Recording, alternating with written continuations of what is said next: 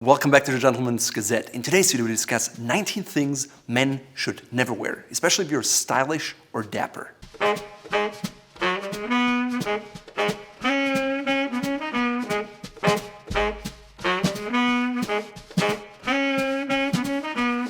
I know some of you will say, in this day and age, I can wear whatever I want, and you're quite right. Today, you can wear whatever you want. At the same time, you can also inhale asbestos or you can drink water from lead pipes, but just because you can doesn't mean you should. Now that we got that squared away, let's dive right in. The first thing you should never wear as a man are sandals. They look particularly bad when you combine them with socks, but even on their own, there may be something that people who are really into outdoor stuff wear. However, if you consider yourself stylish or if you care at all about your outward appearance, sandals will always make you look less smart and immature. The same goes for flip-flops. Unless you're at the pool or at the beach, a self-respecting man should never wear flip-flops in public. It's always easy to say what not to wear, but what should you wear instead? Well, for summer, I think an ideal shoe are alpargatas. They're actually shoes that are originally from Mallorca, and they have a ute sole, which is some kind of a straw. Sometimes they have some rubber added to it, and then it's fabric. Sometimes it's woven, sometimes it's very thin.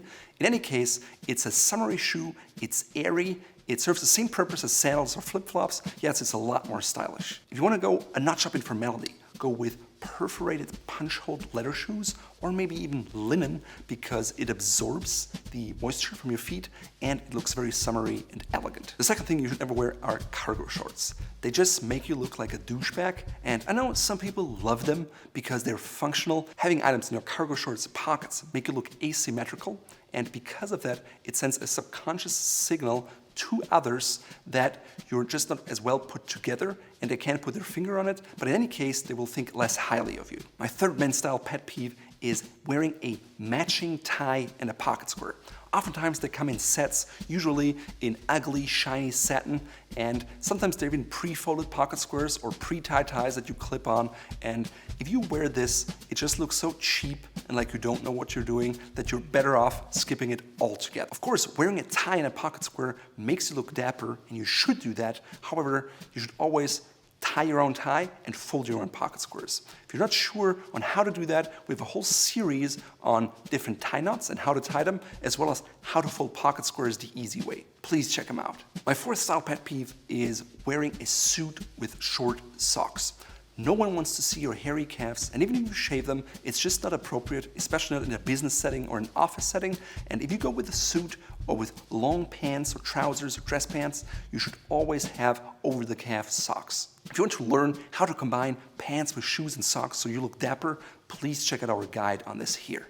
The fifth thing you should never wear is a necktie with a dress shirt when the top button of a dress shirt is unbuttoned. It just looks sloppy, and the sole purpose of wearing a tie is to make you look more dapper and elegant. There's no functional, no practical reason why you wear a tie. Having a top button undone just looks like you don't care about what you look, and you should either wear the tie and wear it properly or not at all. So if you find yourself in a situation where it's too hot or you feel uncomfortable around your neck, take off the tie, roll it up, put it in a pocket, and unbutton the buttons. That looks much better. My sixth pet peeve are shirt collars that are too big. I see them all over the place, and sometimes people wear them with neckwear, which leads to puckering because when you tighten your tie knot, there's too much fabric and it just leaves unsightly waves. The golden rule of thumb that you read all over the place is that you can put 2 fingers in your collar and it should comfortably fit.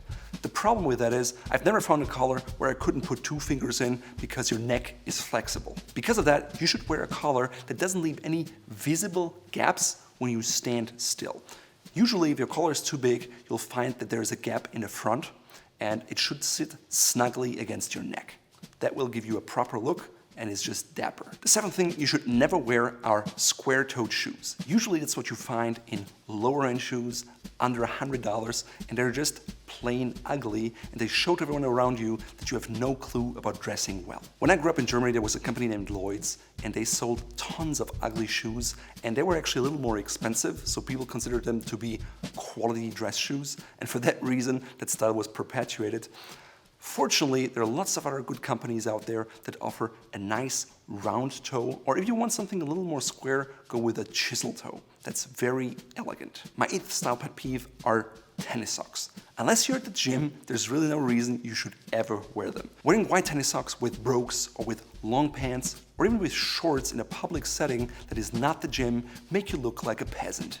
The ninth thing you should never wear is the Windsor tie knot. I know, it's one of the most popular tie knots around because it's symmetrical and it's big. The problem is most people wear it with cheap, shiny ties and it makes you look like a used car salesman or an insurance salesman that is just very sleazy and not very competent. Instead, I suggest you look into the many different tie knots that are out there, including the half Windsor that look much better in my opinion and are much better suited to an elegant gentleman. You can check out our video series here. The 10th thing you should never wear are satin silk ties, especially not for day wear.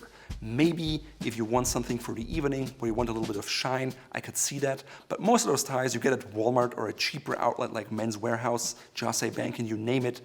Just look like it and it will always identify you as a man who doesn't have a clue about dressing well. I'm sure you've seen those ugly striped ties in multicolors and they're just so plain ugly I can't even find words for it. Instead, go with a tie that is silk, maybe wool, maybe cashmere, maybe some texture. If it's all silk, go maybe with a jacket weave or a print. Look for something more matte that is timeless. It will stand the test of time and it will always make you look dapper. Case in point, the tie I'm wearing here right now is vintage. I've had it for years. It's probably 50 years old, but I can still wear it because it's not shiny, it's a classic small paisley pattern, and it just always looks dapper. My 11th style pet peeves are sports sunglasses. Yes, you know what I'm talking about, those mirrored sunglasses that you maybe wear when you're outdoor in the woods and you have a physical activity. Usually they're mirrored, sometimes they have rainbow colors, and they're just not something you should ever wear with a formal wardrobe in public.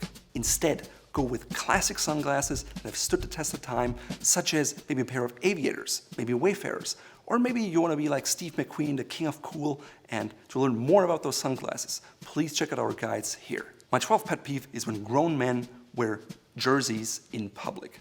By that I mean sports jerseys that you usually only wear if you go to a sporting event and you want to support your team. Otherwise, they're wholly inappropriate and just always make you look very immature. Instead, go with any other kind of shirts you can find, but a jersey is just bad. 13. In the same vein, go Slogan t-shirts. They just make you look like a 13-year-old boy who wants to express himself but doesn't know quite how. And it's not just immature, but it makes people laugh about you and that you actually wear this shirt. I have stuff where men actually wear t-shirts that say douchebag or haters will always hate. And while that may be the case, it's just better to not wear it plain in bold colors on your shirt, but to rather talk to people in person. My 14th style pet peeve is when men wear regular neckties for black tie events. You see it on the red carpet in Hollywood every year around the Oscars, and it's just plain wrong. This is a formal dress code, and it looks like you don't know what you're doing. If you want to learn more about black tie and why you have to wear a black bow tie, please check out our in-depth guide here. We even give you a free PDF guide with cheat sheets so you can always look your best when it's black tie time. I also created a video about how to find the right black bow tie for your tuxedo and your situation. Please check it out here. The 15th thing you should never wear is a belt with a vest. A vest should be either worn with just side adjusters or suspenders because a belt will create a gap between your waistband or your pants and your vest, and it just looks unsightly. You should also never have a tie that peeks out underneath of it, or maybe a shirt that pokes underneath of it when the vest is too short and the rise is too low, because that simply shows that you don't know what you're doing. My 16th style pet peeve are backpacks. I think only schoolboys should wear backpacks, otherwise there's no place for them in public unless you go hiking or to a expedition where that's kind of the only practical thing to carry. Otherwise with backpacks it's very easy to hit people without even noticing it, which is not just rude but just not polite. At the same time, it makes you look like a schoolboy and you rather want to look like a grown man, so get a leather satchel instead, a briefcase, maybe a canvas one or something that suits your style, and leave the backpack with the schoolboys. My 17th style pet peeve are men who wear ties that are way too long. The problem is they come underneath your jacket,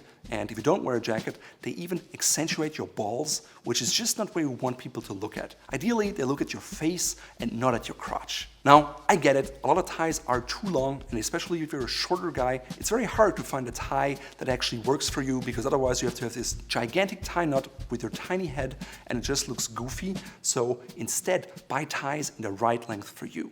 I think we're one of the only stores that offers the entire threefold classic neckwear range in short, regular, and long, so every man, no matter the height, can find a tie that works for him. My 18th pet peeve are large armholes in a suit or a jacket.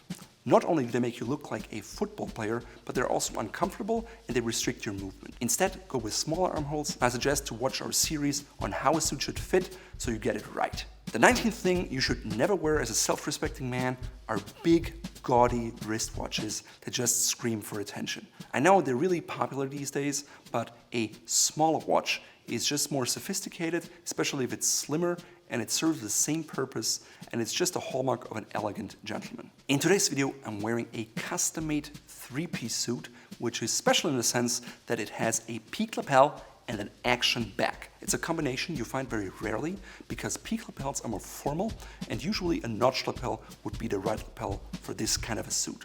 However, I intentionally went for it because I knew the rule and I wanted to break it. I did that because it's kind of a city suit style that I've seen in a magazine from the 1930s, and I just wanted to recreate that style and feel. The vest I'm wearing is quite unusual in the sense that it has a shawl collar, but it's made for day wear, which means there's not a deep cutout, but just like a regular cutout.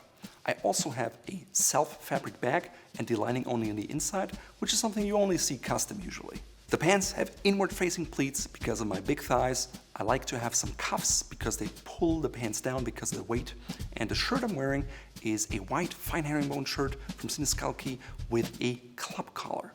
The tie is vintage. I found it at a thrift store for a few bucks. It's very old, but it's still very nice, and it goes well with the yellow lining of my suit. The fabric is from Holland Cherry. It looks like a blue pin dot, but upon closer inspection, you can see that it's actually blue, light blue, and a black that creates a pin dot effect and a very nice depth of color that changes with light. If you pay attention to details, you'll see that usually I have the button on my single-breasted vests undone.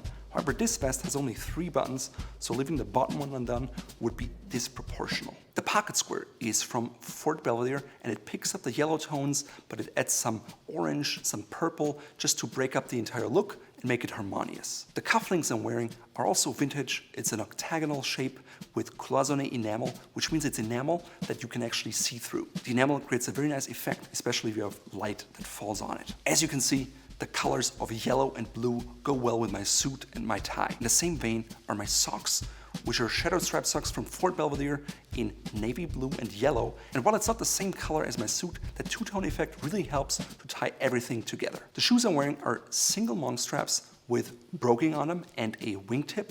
They have less broguing than a regular full brogue. They're made by Crockett & Jones and are from their higher-end bench grade. The buckles of my shoe are silver, which matches my sterling silver ring, which has a lapis stone, which is a nice blue with very few inclusions, and it matches my cufflinks as well as the blue tones overall.